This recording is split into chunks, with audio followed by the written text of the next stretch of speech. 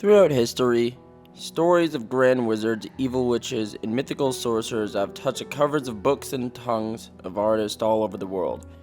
Something about exploring the unknown just seems to pull us in, whether it's our own world or another that's made up. And no matter how hard we try, we just can't seem to stay out of it and stay within our science. But who can blame us when our little thoughts are surrounded by these whimsical imaginative powers we can only wish to control? So much that we've even created entire guides, video games, and even hierarchies for these things. For this video, I'm going over my own interpretation of a nation engulfed in the wonders of Arcane, and what it means for my animation series moving forward, as well as their culture. Spellbladers. What are they? Spellbladers are one of two key groups of the animation series, and will provide help to Hangman upon his journey by opening up a new storyline following their culture in the stars. When designing them, I decided to cut them into three major identities: the Minim, the Elites, and the Majors. A shared quality among all of them is a pool of arcane within their head that allows them to affect elements all around them. Their storyline takes place in their mountain home hidden amongst the clouds, where they control mineral deposits and bend crystals to their will and erect structures to use offensively or defensively. Minims introduce us to the very baseline of Spellbladers and makes up the bulk of their species. The arcane pools are covered by cloth hats that emphasize the lack of need to use their magic in large quantities. Their role is taking care of houses and raising their generations, educating the masses, and upholding their culture. Because of their overwhelmingly passive nature, they evolved to be less acute with spellcasting and destructive capabilities. However, they aren't defenseless. They can fire small projectiles and use these weapons that resemble crystal rapiers, which makes them somewhat threatening in numbers. This, however, is a far cry from our next entry, the Elite Spellbladers. Taking a soldier role, Elites are born with a far higher arcane capacity within their skulls. So much so, their orbs split to sport a sporting glow, like a powerhouse within them. Their much higher magical capabilities allow them to wield advanced staffs that take many forms, making them much more formidable. They have raw power that doesn't just mean wielding better tools, but allows creative weaponization with the environments at their will. That's why Spellblader that dip their weapon into the ground, ripping a gem from their very resting place and sealed it to their staff, creating a brutish weapon to crush skulls with. Or another creative method of weaving a fan of crystals by dragging their blades across the ground in minerals, effectively creating them a sword to lash opponents with. Or sometimes it's a grittier way of combating your opponent, like putting your staff into the earth and creating brasses of arcane. Of all entries though, nothing comes close to the rare and ferocious might of the Majors.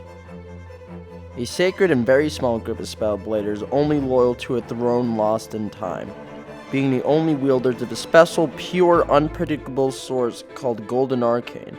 Their very bodies contort and bend around it to face down any opponent who threatens the lives of their royalty. But upon this, a sad tale that spells more of a lost offense than a true attempt to save what has been gone for a long time. Amongst all the Spellbladers, there's a group undone by the very values that they fought to keep.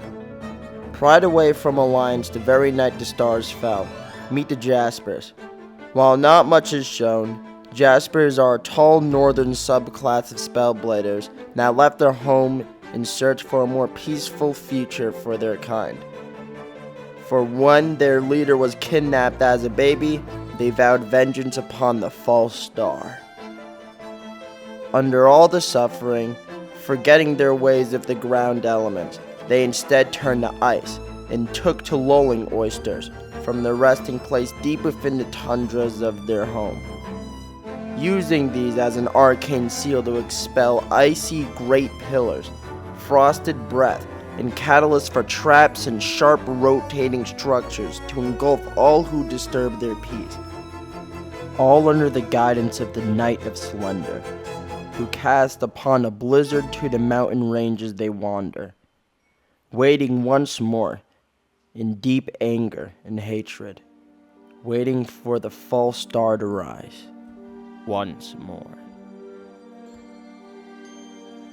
Today the Spellbladers live under the peace of the Trinity of Stars, the benevolent Star of Grace, the ever-bold Star of Infamy, and the wise Star of Slender. The build of their culture that stretches to all, but it hasn't always been this way. Long ago, the Spellbladers met their match against a prophecy, a monster in disguise.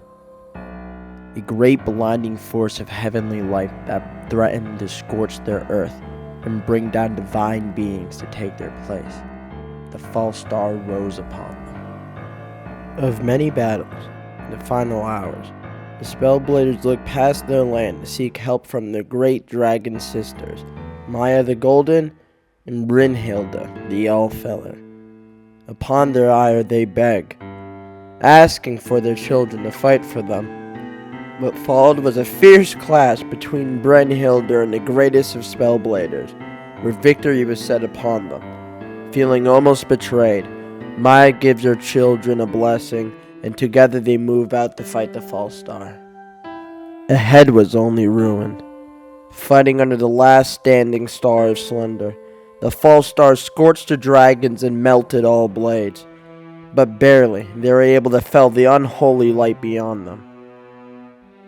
All was not well in our last moments, as recovery soon brought the realization that Sundial, the child and heir to the Spellblader's crown, has been kidnapped by the star, to grow long lost within the mausoleum, where they study sorceries to this day.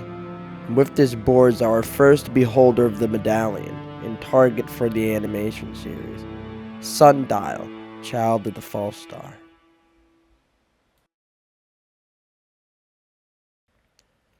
To end our journey, we must look into the very living spaces and how they'd fit into the series itself.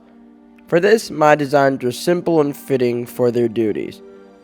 The Statue of Grace are floating structures that signify a beautiful embrace of peace and tranquility within their walls, usually a gathering place for family and faith seekers. And down the hilly cliffs of the mountain home is a strange teeth protruding from the ground, a sandstone hollow where weapons and war plans are kept under the earth, accessed by a hole in front of it. Being such a secretive building, only elites with enough arcane to expel can give the magical seal upon these strange structures the key to be let in. Though stone homes and golden fountains and benches aren't uncommon in the main villages where the Spellbladers live and gather, past the village is the last of the places where arcane itself is studied in these teepees of dead crystal. Having been drained of all their magic and filled with raw arcane, they protrude a very soft glow that excites scholars and scientists alike, finding new ways to weaponize their creation, as ghastly as these structures are. Most of these designs are simple enough to animate solo, and though it's a daunting task, I want to present a unique and carried piece of work you all can look towards in the future. Seeing the love and support you guys gives me means the world, and hopefully these videos can bring more attention to the project as a whole. My hope is to give children and adults a re-spark of imagination that they can love and build on more to uncover. This is the very video that goes over more lore that you can uncover. Some of it I didn't go over directly, so you could go back in the video and find out yourself. But until then, thank you. Onward, says the Baron.